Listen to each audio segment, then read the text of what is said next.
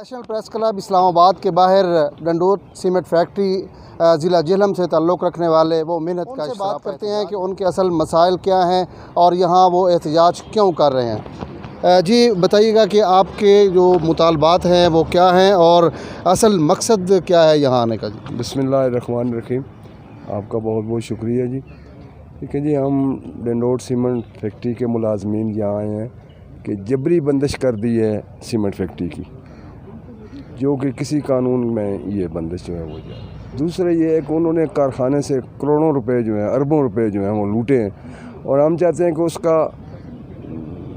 बाकायदा ऑडिट हो जिससे साबित हो। हम साबित करने को तैयार हैं कि इन्होंने कारखाने को अरबों रुपए का नुकसान पहुँचाया है। हमारे मुआहदे हैं और कोई भी इस मुआहदा जो है वो एक फरीक नहीं तोड़ सकता, वो जब तक दोनों फरीक मान लो। हम कहते हैं कि हमारे मुआहदों के मुताबिक जो है वो कारखाने को फौरी तौर पर चलाया जाए और जबरी बंदिश जो है उसको बंद किया जाए। कम से कम 350 मुलाजमीन रिटायर हो चुके हैं जिनको अभी तक कोई बकाया जात नहीं मिले, ना उनको प्रोविडेंट फंड मिला है, ना ग्रेजुएटी मिली है, उनके सारे वाजबात उनके पास है। जबकि मुल्क का कानून ये कहता है कि अगर मज़दूर रिटायर हो तो 2 दिन के अंदर अंदर उसे जो है वो पेमेंट की जाए। हम यहाँ सिर्फ और कुछ भी नहीं चाहते, हम सिर्फ यही चाहते हैं कि कम से कम हमारे साथ इंसाफ हो। जो हमारे साथ जुल्म हो रहा है वो इक़्तिदार में बैठे जो लोग हैं, ख़ुसूसन गवर्नर पंजाब और जो फ़रूक नसीम साहब हैं, उनकी शय पे सब कुछ जो है वो, बल्कि हमें ओपन ये कहा गया कि आप जो मर्ज़ी कर लें, कानून भी हमारा है, वकला भी हमारे हैं और अदालतें भी हमारे। हम यहाँ फरियाद ले के आए हैं कि अगर हम गलत हैं तो हम सज़ा लेने को तैयार हैं और अगर हम मज़दूरों के हकूक़ लेने के लिए मुखलस हैं तो फिर खुदा रा जो है वो हमारी इमदाद की जाए और हमसे इंसाफ किया जाए। सही। असल में जो आपके ये नारे सारे लिखे हुए हैं इसमें 13 अरब रुपए का डाके की बात की गई है। ये डाका किसने मारा है? कि कोई जो फैक्ट्री मालकान है उन्होंने मारा है। अच्छा। और उसको हम हवा में बात नहीं करते, हम उसकी एक एक चीज़ जो है वो साबित करने को तैयार हैं। सही। और हम हुकूमत वक्त से ये बात पुरजोर अपील करते हैं कि अगर हम गलत हों तो हमें सज़ा दें, लेकिन अगर हम सही हैं तो फिर बराए मेहरबानी जो आपकी चारपाई के नीचे बैठे हुए हैं उन चोरों को ज़रूर पकड़ें। अच्छा, आप क्या कहेंगे इस हवाले से? जी अस्सलाम वालेकुम, बिस्मिल्लाहिर्रहमानिर्रहीम। ये जो 13 अरब रुपए का हमने लिखा है, ये 13 अरब रुपया ये इमरान साहब हैं, ये गवर्नर सरवर साहब के भतीजे हैं। ये उनके ज़माने 2013 के बाद जो निकाला गया है वो सारा कुछ है। इसमें 5 अरब रुपया गवर्नमेंट को भी इन्होंने फक्की लगा दी है और बाद में कारखाना टैक्स की सूरत में, एक्साइज ड्यूटी की सूरत में वो बाद में कारखाना बंद कर दिया है कि कारखाना खसारे में जा रहा है और रात को चोरी करते हैं सीमेंट। कम से कम वो आप उनका CFO कह रहा था कि हम 50% वो चोरी करते हैं, डेली टैक्स चोरी करते हैं। तो 5 अरब रुपए का खसारा जो है वो गवर्नमेंट को भी दे गए, वो टैक्स निकाल लिया और बाद में फैक्ट्री बंद कर दी है और 270 वर्कर जो है हमारे वो जबरी वो रिटायरमेंट कर दिए। जबकि हमारा वायदा है फैक्ट्री के बाद वो ले ऑफ भी नहीं कर सकते हैं, रिटायरमेंट भी नहीं कर सकते हैं, टर्मिनेट भी नहीं करते हैं। वो दोनों तरफ से वायदा है हमारा 92 का जो वायदा है उसके मुताबिक वो नहीं कर सकते, जबकि वो कह रहे हैं कि हम करना है। वज़ीर कानून साहब को वो भाई है फ़ारूक नसीम, वो कहते हैं हमारी अदालतें भी हैं, हमारे वकला भी हैं, हम इक़्तिदार में भी हैं, तो हम आपको इंशाअल्लाह फ़ारग करेंगे। इंशाअल्लाह हमारी ये जद्दोजहद जो है वो जारी रहेगी। हम अपने हकूक़ जायज़ मुतालबात हमारे जो मादे हैं मादे के मुताबिक इंशाअल्लाह हम लेंगे। और हमारी ये अपील है,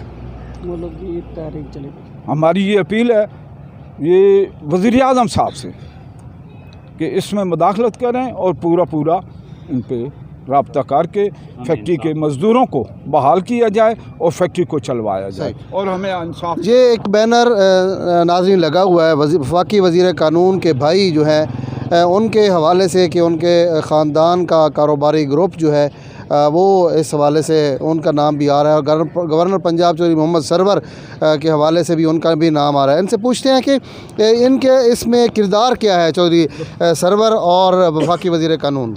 बिस्मिल्लाहिर्रहमानिर्रहीम। ये जो आपने सवाल किया है, ये इसीलिए तो हम इस्लामाबाद के अंदर आए हैं, ये बताने के लिए कि इस मुल्क के वज़ीर आज़म जनाब इमरान ख़ान साहब जब कोरोना का सिलसिला जो शुरू हुआ है और जो बैरून मुल्क इंटरनेशनल लेवल पे हमारे पाकिस्तान के मुलाजमीन थे जो नौकरियों से निकाले गए हैं, तो उनका मामला उन्होंने जो है वो ILO में उठाया है कि उनको नौकरियों पे लगाया जाए।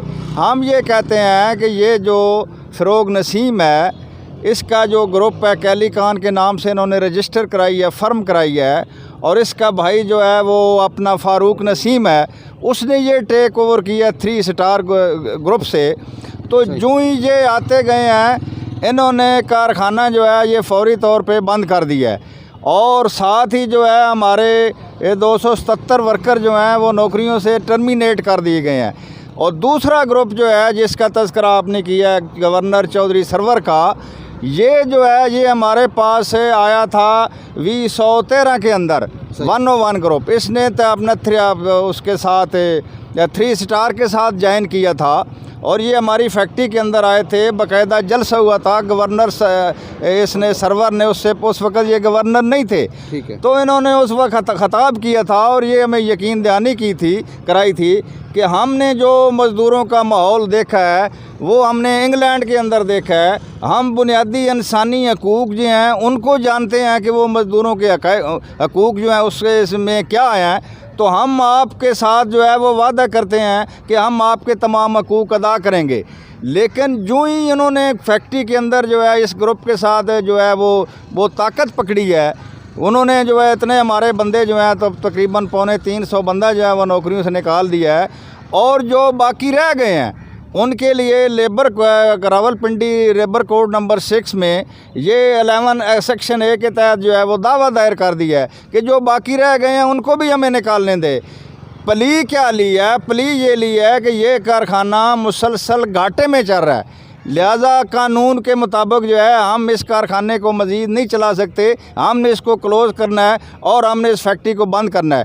जबकि ये जो बैनर आप देख रहे हैं जिसका आपने आते ही जो है सवाल किया है कि ये जो 13 अरब की बात कर रहे हैं, इसका क्या है, इसका पस मंज़र क्या है, हम इसी सेंस में वो जो कहते हैं कि कारखाना घाटे में है, हम उसी सेंस में ये कहते हैं कि ये कारखाना घाटे में नहीं है। सही। अगर प्रोफेशनल बुनियादों पे ये कारखाना चलता और इतनी पैदावार जितनी ये कारखाना दे रहा है इतनी वो बुक्स ऑफ अकाउंट के अंदर जो है वो जाती, तो ये कारखाना तो हर साल प्रॉफिट में जा रहा है।